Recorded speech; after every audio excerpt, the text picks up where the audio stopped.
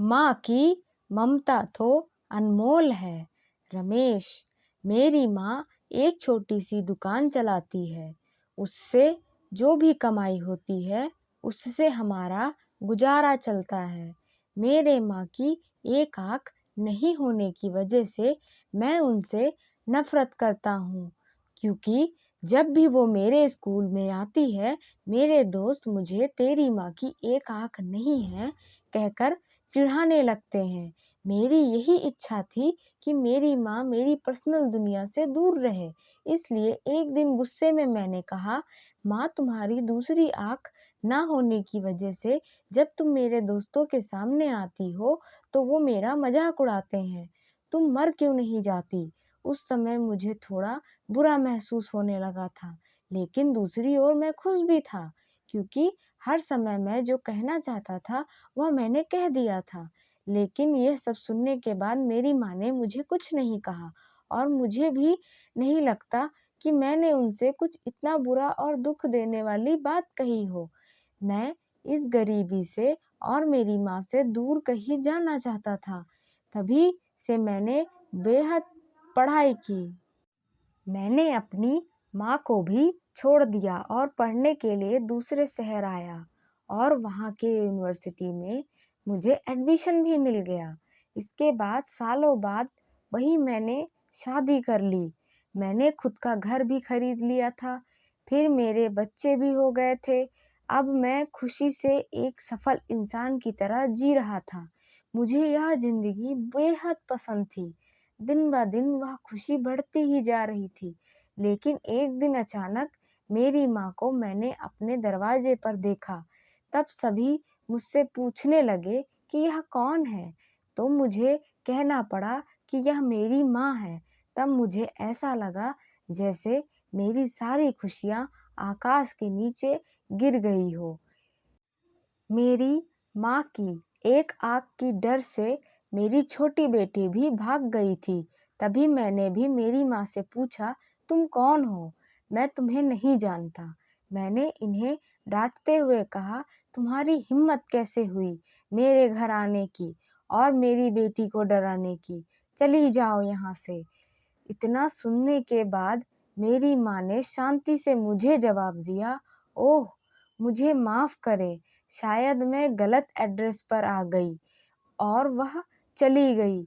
मैंने भगवान का शुक्रिया अदा किया कि उन्होंने मुझे नहीं पहचाना।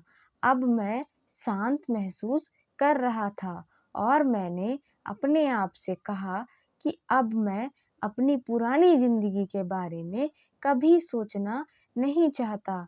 कई दिन खुशी से बीतने के बाद एक दिन मेरे पुराने स्कूल का लेटर मेरे घर आया। मैंने अपनी पत्नी से झूठ कहा कि मैं बिजनेस ट्रिप पर जा रहा हूँ। मेरे पुराने स्कूल को पता चल गया। उसके बाद मैं अपने पुराने घर में गया। मैंने वहां पाया कि मेरी माँ ठंडी फर्श पर गिरी हुई थी। ये सब देखने के बाद भी मेरी आंखों में आंसू तक नहीं निकला। उसके हाथों में कागज का एक टुकड़ा था, शायद वह मेरे लिए कोई पत्र ही था।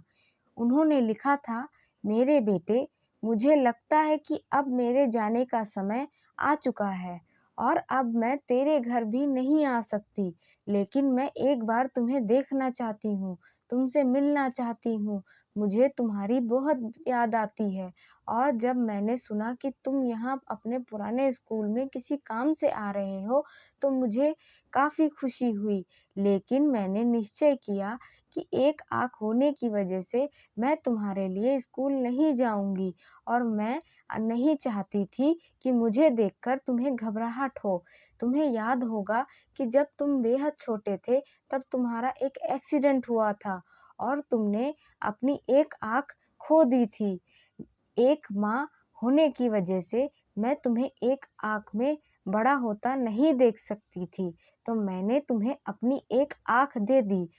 और आज मुझे गर्व है कि मेरा बेटा इस पूरी दुनिया को देख सकता है। तुमने जो कुछ भी किया उससे मैं कभी दुखी नहीं हुई। जितनी भी बार तुमने गुस्सा किया, मैंने अपनेपन से कहा कि शायद तुम इसलिए डांटते हो क्योंकि तुम मुझसे बेहद प्यार करते हो। मुझे आज भी वह समय याद है कि जब तुम छोटे होते थे, तब हमेशा मेरे आसपास ही रहते थे। मैं तुम्हें बेहद याद करती हूँ। I love you. मेरे लिए तुम ही मेरी ज़िंदगी हो। यह सब पढ़कर मुझे लगा कि मैंने उस इंसान से नफ़रत की जो पूरी ज़िंदगी मेरे लिए जिया।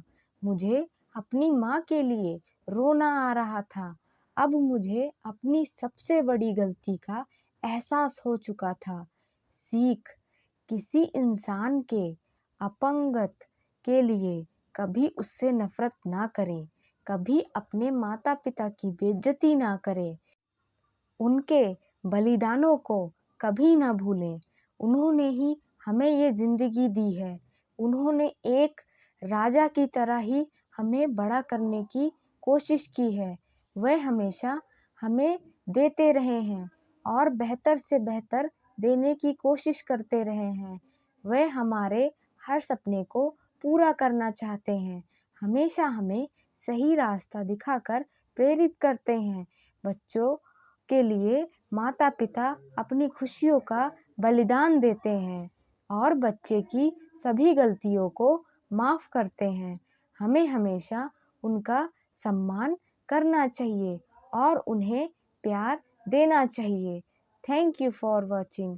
अगर यह वीडियो आप लोगों को पसंद आया हो तो आप हमारे चैनल को सब्सक्राइब कीजिए, वीडियो को लाइक कीजिए एंड दोस्तों के साथ शेयर कीजिए एंड ढेर सारे कमेंट कीजिए।